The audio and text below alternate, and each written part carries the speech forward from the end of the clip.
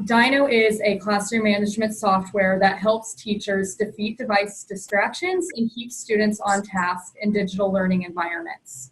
As an edtech partner to thousands of educators, we have the resources to help schools like yours push your student device programs in the right direction, which is why we've decided to team up with teachers and tech administrators like Jace here in our new monthly webinar series.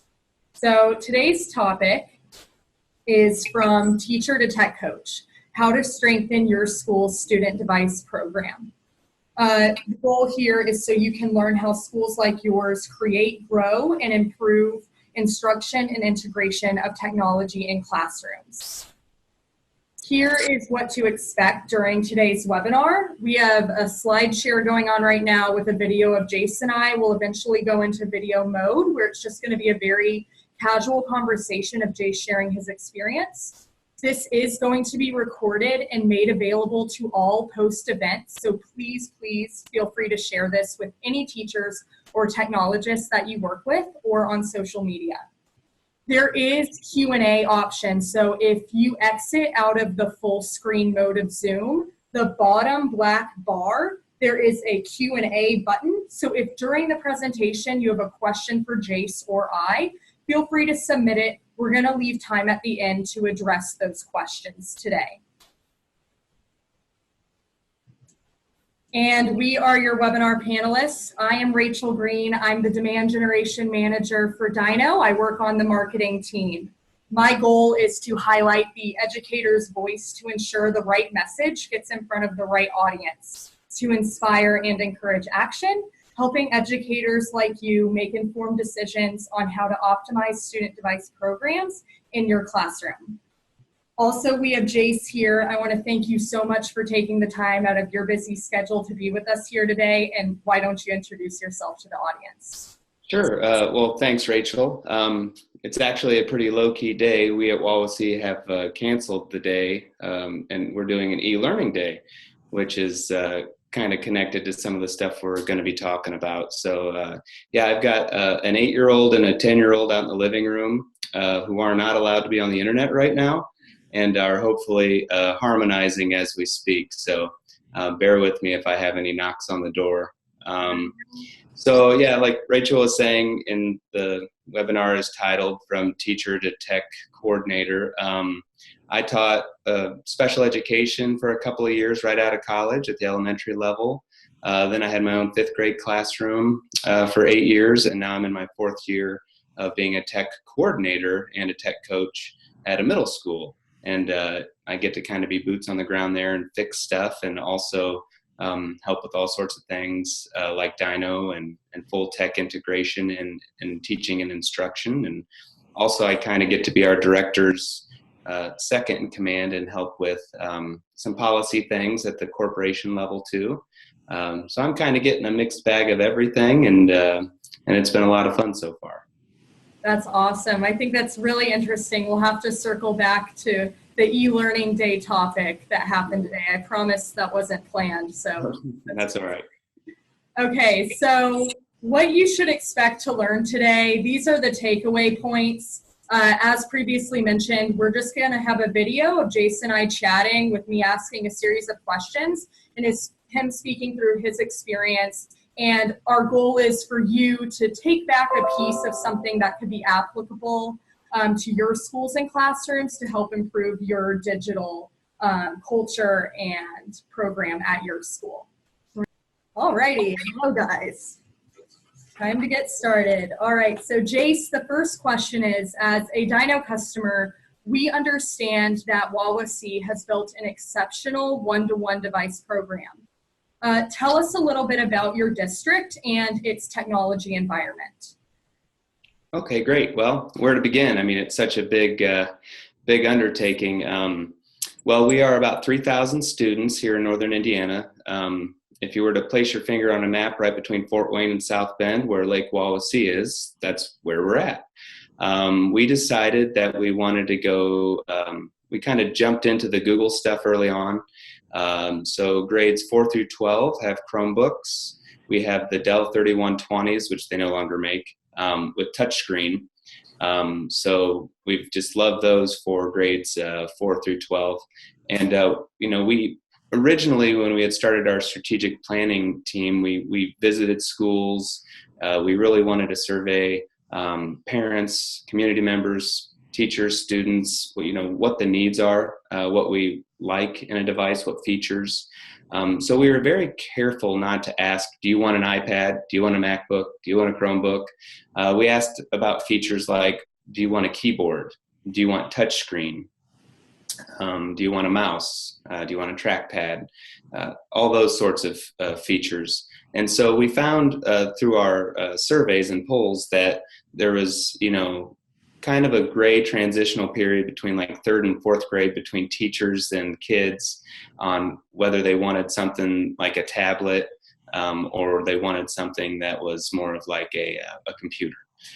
So we ended up, it wasn't the most popular decision to go K-2 iPads. Third grade, those teachers really didn't like being the transitional year because they really are the middle of the primary and the intermediate grades, and with iStep and everything else kind of being a big transitional year. But we decided that K-2 would be the iPads, or I'm sorry, K-3 would be the iPads, and then 4 on up. So we made that transition after third grade. We had to look at learning management systems. So we started, we had been using Seesaw. We had a shared iPad cart situation. We had one per grade level at the elementaries. So we had an idea about Seesaw and Google Classroom. So we definitely adopted that K-2, K-3, but with third grade, again, being a transitional point for our students and our teachers, they kind of have the choice. They may start off the year with Seesaw, but start to really get into Google Classroom to prepare those kids for fourth grade with their Chromebooks and Google Classroom and all those tools as well. Like I said, there's a lot to cover there. Any questions about that so far, or do you want to go a different direction? Yeah, no, that's great. Lots of detail there. I think it segues well into the next question, where you gave us a little bit of insight where you said we conducted surveys and we thought about which devices were going to be best for which age groups and what we went with and why. And so obviously going one-to-one doesn't happen overnight. And so what were the steps WAWA-C went through to become a one-to-one school in addition to what you elaborated on before? Yeah, great questions. I can't tell you how many school visits we did. Everybody who we spoke to who had already been implementing devices one-to-one, throughout the state, were tremendous. They were very open to letting us come and visit or taking a phone call or following up on email. So that was huge in and of itself. We got wooed by Apple and brought to Chicago and bought fancy dinner. And so if you get the opportunity, people take that. It's great. But at the end of the day, financially, we just knew our district could not afford MacBooks, $1,000 device versus our Dell Chromebooks, which are $330 out the door with licensing and everything. So essentially 3 for the price of 1 if we would have tried to go MacBooks. But with that being said, we did like a lot of the creation side of Apple, and developmentally, the iPads, have so many great features for the kids. So we did, one of the first things we did was we were set to go one-to-one in the fall of, this is our third year, so 16, I think, fall of 16. So that that whole school year of 15 and the winter of 16 coming into the spring, we did all sorts of surveys, like we said. But the big one was we got teachers buying in. We really started laying out some instructional strategies and processes with the SAMR model first, just to kind of get them to wrap their brains around what digital curation and curriculum could look like. But again, I'm one of those people, I'm very visual. I have to see it to believe it. So as a teacher at that time, I would have struggled to be like, okay, what else am I going to be able to do with this stuff? I just got to roll my sleeves up, jump in and get going. So we had a lot of teachers who were like that. And then we had a lot of teachers who were just chomping at the bit with tons of ideas of what they'd like to do, which was really, really great. So one of the big components for us getting teachers on board as being buyers in this initiative was, one, the survey. And secondly, we let them have a choice in what kind of device they would like to have. And we got them their devices in February of that winter before the kids got their devices in August. So most people selected their own MacBook Air, which again, just kind of tells our teachers that, we're buying into you. We want you to have a very, nice, higher dollar device if that's something that you would like. We also gave them the option of a 13-inch touch Chromebook that would be similar to what the kids would have. And then we also gave them the option of, at the time, we had gone with ASUS, the convertible tablet for grades 4 to 5, kind of that transition from iPad to Chromebook. Hindsight, we wouldn't have done that again. There's no good way for us to protect those ASUS flips, is what they were called. So after 1 year of those, we got rid of them all and went ahead and just got all of our 4th and 5th graders the same Chromebooks that middle and high school were using.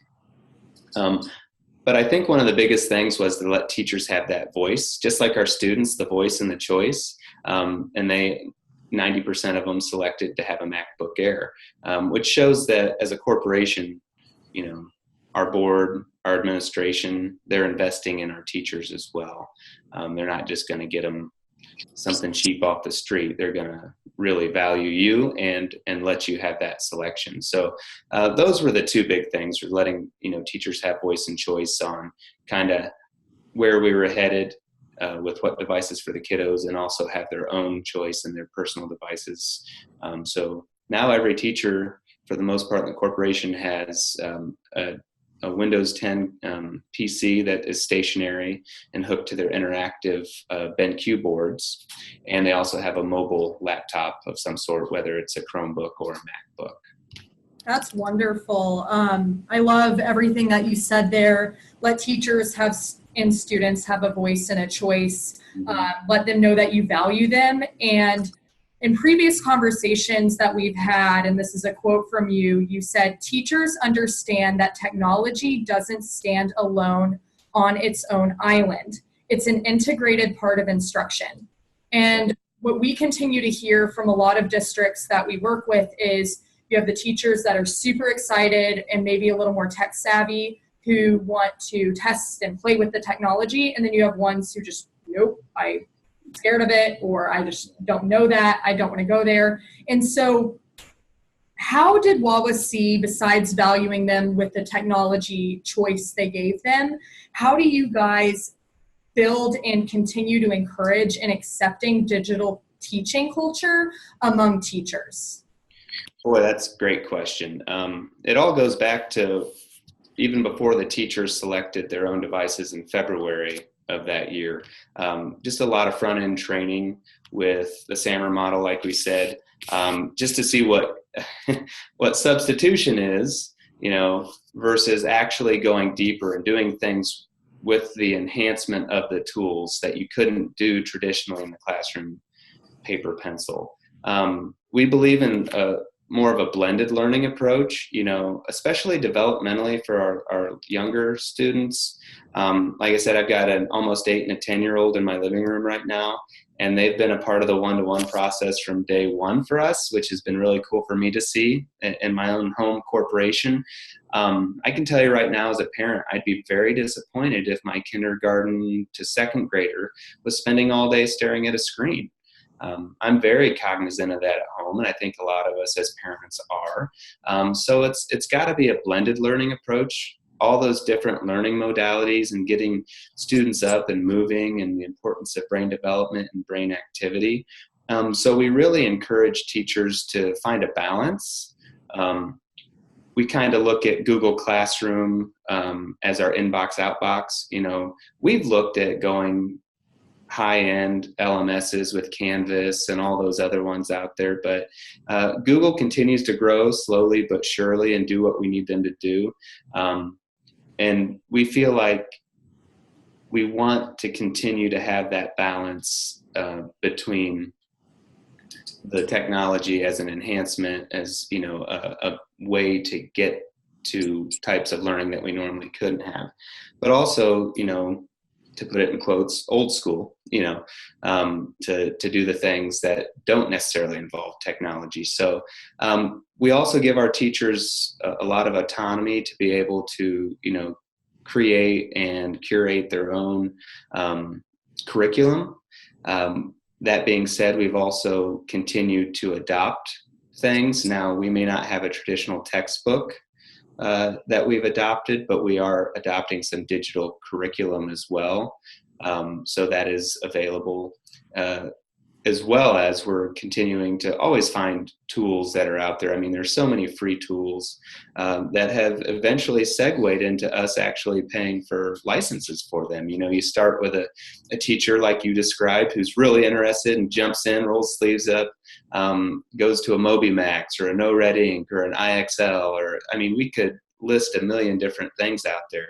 And we start to see that it catches fire and that there's a real good use for it as potentially a supplement for a certain population, grade level or whatever content. So we've done that in the past as well. So it's very dynamic. It's a challenge sometimes to keep a hold of what we have, how we have it, how it's getting paid for, by whom, and what buildings are using it, so on and so forth. But I think that's, again, the voice and the choice, and we just come in and try to support the teachers. I get emails often from teachers who say, I'm using such and such website with my students, but I don't know how to do this. I've never heard of the website a day in my life. So I just get in there with them and they teach me a little bit about what the website's doing. And I always remind teachers, okay, tell me what the end goal is here. Kind of that backwards thinking. What's the objective? That hasn't changed in education. We still need to start with the learning target and the learning objective for our students. Now we're finding new vehicles to get them there. Hopefully better vehicles that can reach kids today who, it is a digital age, and we do need, I feel like we would be doing a disservice if we weren't able to at least tap into that a little bit. So yeah, that's kind of how we're doing it. There's a lot there. We do have tech coaches in each building. Mm-hmm. And they are not full-time tech coaches, they're full-time teachers who get a stipend, a coaching stipend on top of their teaching duties. So they get creative with their prep times and their lunch times and their before and their after school, and they make a way to get into classrooms and help teachers as much as they can.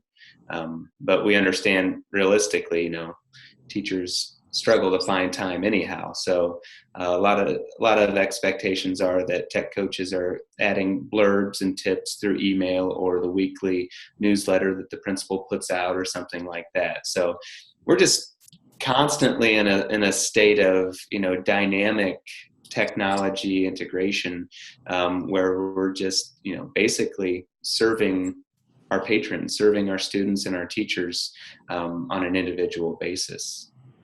That is wonderful. I'm writing a bunch of notes down here. Sorry, I know I go on and on. No, it was great. Lots of great stuff from that.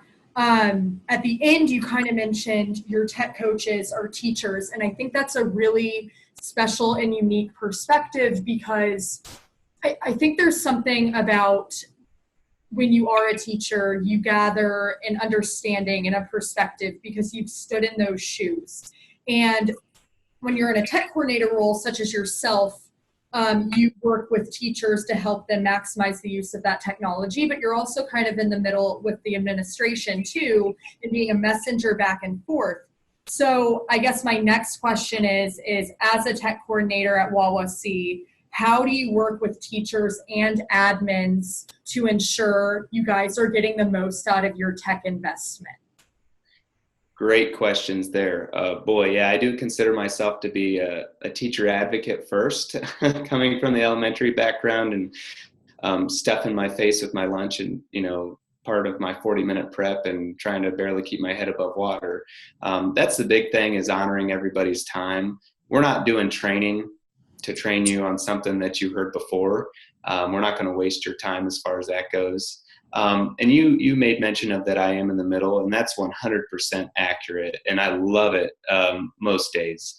It has its challenges and frustrations, as any position would, as far as policy goes. If I see something that, teachers are really, really wanting us to make a change on something, that's not my call.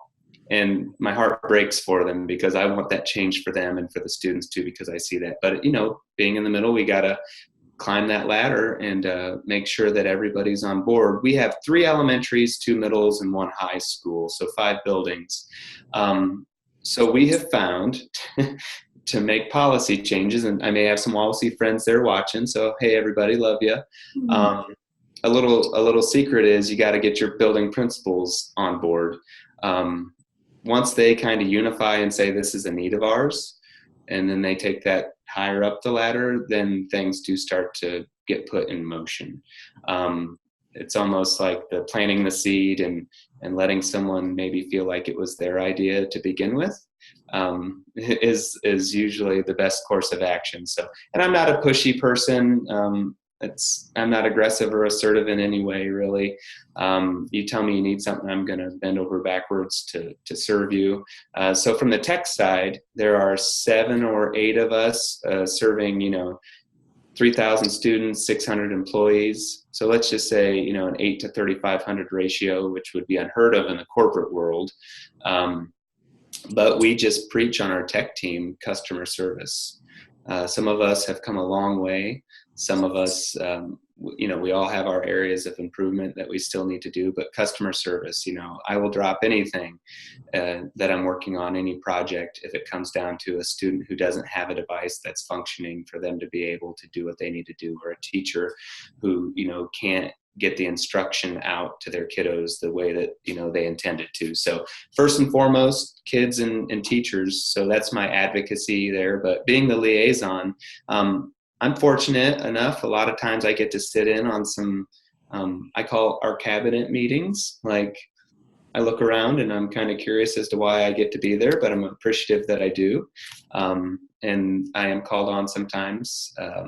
I do get to generally run the agenda and lead any of our strategic planning team meetings, which was super exciting 4 years ago when we were getting ready to launch this initiative. And people come to me still and they talk about initiatives in our corporation or from other corporations, people who've left, and they say, the way we did that, where we gave everybody a say, everybody was a buyer in the process, that whole initiative was super successful because of that process. And also the support of our upper admin and our school board. Our school board said, if we're going to do this, we're going to do it right.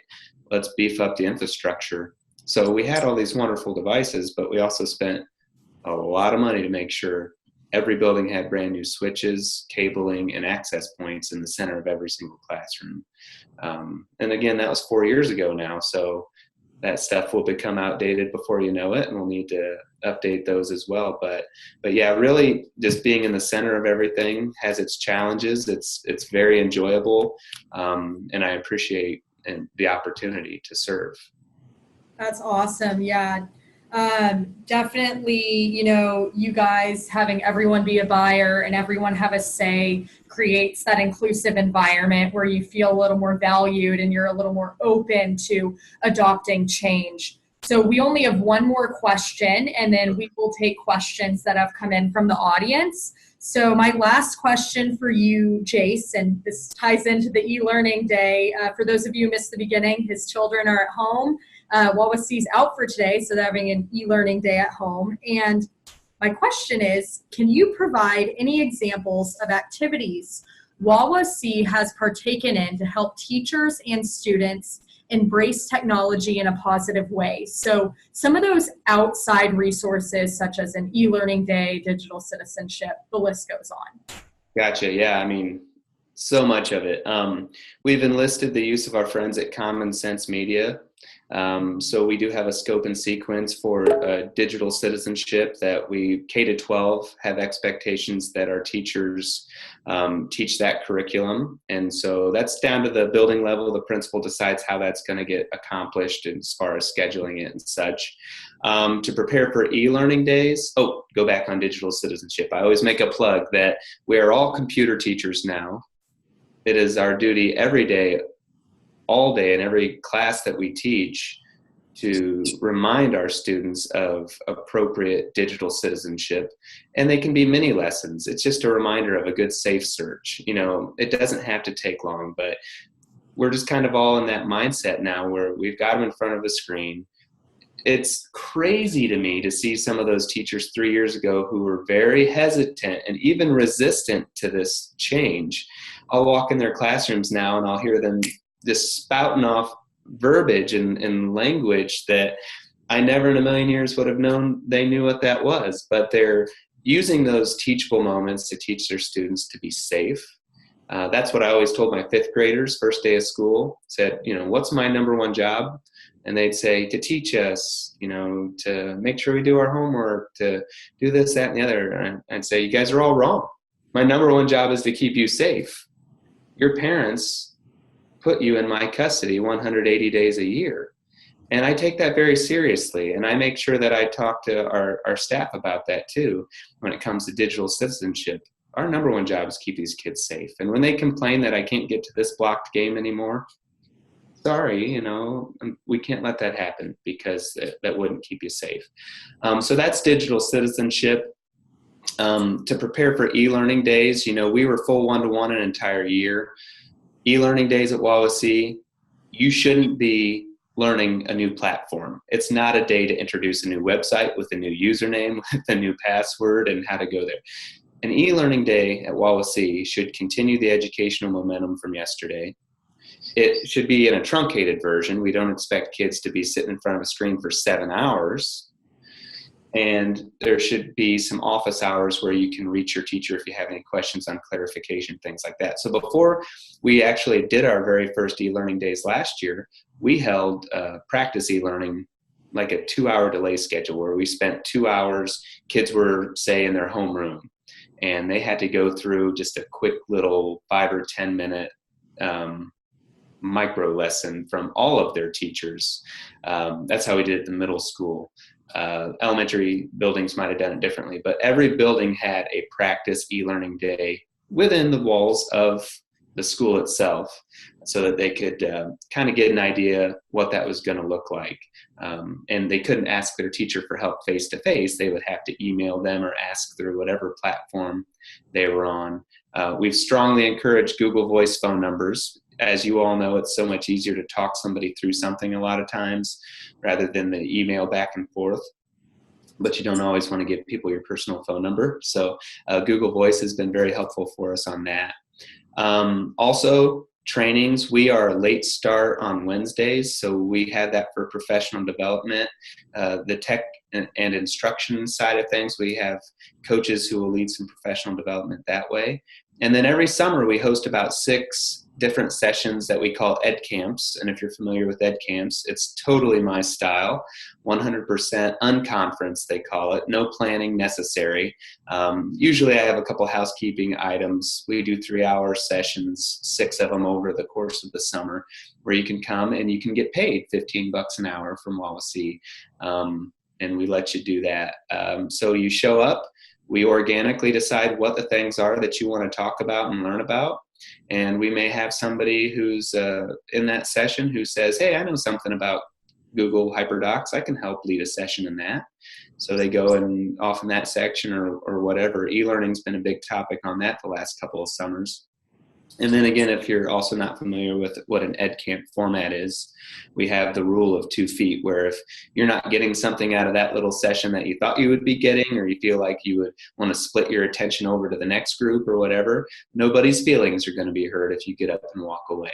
And so it's just kind of a come and go sort of thing. So again, just kind of comes back to the philosophy of we're going to meet you where you are at your level. It's full on differentiation for our teachers. And And that just seems to be the best way to do it. We will offer trainings on certain things, that everybody, needs to be competent in this area. Dyknow, when we launched that, was a big one that I wanted to make sure people understood what it was, how we use it with our Chromebooks, and here are some other features. And then we've gone back and revisited that as things have changed. For my money, nothing gets better than the allow only section of Dyknow, where I can be a classroom teacher. You can come into my classroom and boom, you've got the same 5 or 6 places that I'm only allowing you to go at this time. And then if we've got something different or special we're doing for the day, I can open up those URLs for you to get to, or I can just open it wide open for you, maybe for a little bit of free time, the last 10, 15 minutes of class or something like that. So that's been a big one that I just continue to advocate in our corporation for Dyknow, just because I think it's, one, the best tool for keeping kids safe, and it's control for the teachers at their level so they can make it what they want it to be. So I hope I answered your question. I know it was kind of all over the place with a lot of things there. No, that was great. Outside resources, digital learning, ed camps, e-learning days, tooling such as Dyknow. That was awesome. So, okay, everyone, I'm going to share my screen again.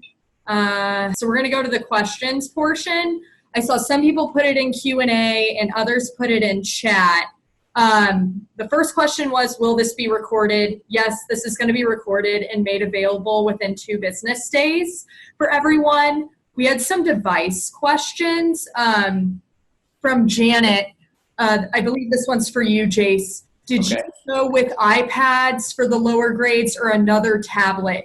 If it was another tablet, what brand was it? Right, great question. We did go with iPad Air 2s a few years ago. We ended up getting those for like $525 a piece. We spent some money on them, K-3. We went with those because developmentally we felt like the students really needed that full-on touch screen. Later on, we started introducing keyboards to them. And then my daughter, who just started 4th grade this year, was super excited to leave the old tablet, the old iPad behind and go to a full grown-up computer with a Chromebook. It's got a mouse and a keyboard. So Apple is not notorious for giving very good deals. We got a little bit of a break with them 4 or 5 years ago when we bought those iPad Air 2s. We only bought 1,000 from them. But they are, I think, getting better at giving you better deals. And the price of iPads have just dropped. That $525 for that iPad Air 2 that we paid, that included 3 years of Apple Care. Normally it's 2, but they gave us a 3rd year free, so they bent a little bit on that for us. But shoot, the new iPads I think are at $299 or something like that. So they're becoming much more affordable, and they need to do something, in my opinion, because Chromebooks are kind of taken over. From the tech side of things, I know my boss and I would be very excited if the Chrome tablet continues to improve. There's the very first generation out now, but from what I'm hearing from some colleagues and some experts in other schools, the processing speed isn't quite there yet for us on the Chrome tablets. But boy, if we could, that's my personal opinion, it'd be nice to have everything in one management console rather than 2, because we use Meraki Mobile Device Manager for our iPads, and we've got one guy on our tech team who's very savvy and that kind of runs that show. But just to have some resiliency and everybody kind of on the same page, it would be really cool, in my opinion, if we were K-12 Chrome. But that would be a major transition for our teachers who are, K-3 using iPads as much as they have the last few years. So we would have to get voice and choice and make sure that was a good move on everybody's part. That would be a big change. Nice. Okay, so we're going to take one more question just for the sake of time. I know you guys are busy and you have kiddos to get back to. So from Stacy, do you guys use Dyknow on e-learning days, or how does Dyknow help on e-learning days? That's a great question. So we kind of have a policy where we don't use Dyknow when kids are at home. Mm-hmm. It's just kind of a respect thing and also a safety thing from, we don't want any creepy, lurky teachers.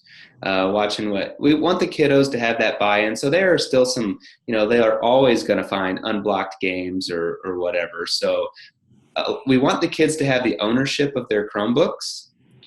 Meanwhile, remembering that they are renting them from us through textbook rental, and they are a school property, so they have to treat it with that respect too. So you find a balance kind of between that.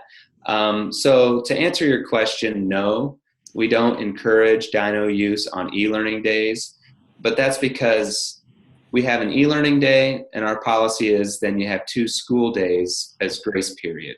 So a student may choose, and it happens, it's frustrating for teachers, but a student may choose to do nothing on a snow day. And so really monitoring your whole class on a snow day isn't really going to be beneficial for you or your students. But when they're in your classroom, yes, by golly, we're monitoring.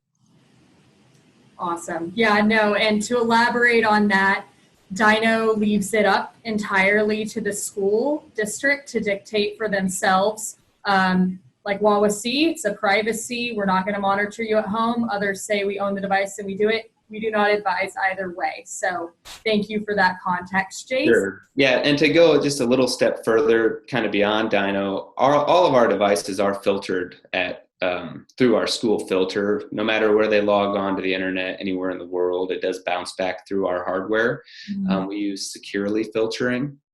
So they are protected as far as that goes, but as far as the teacher monitoring themselves, yeah, not when they're at home.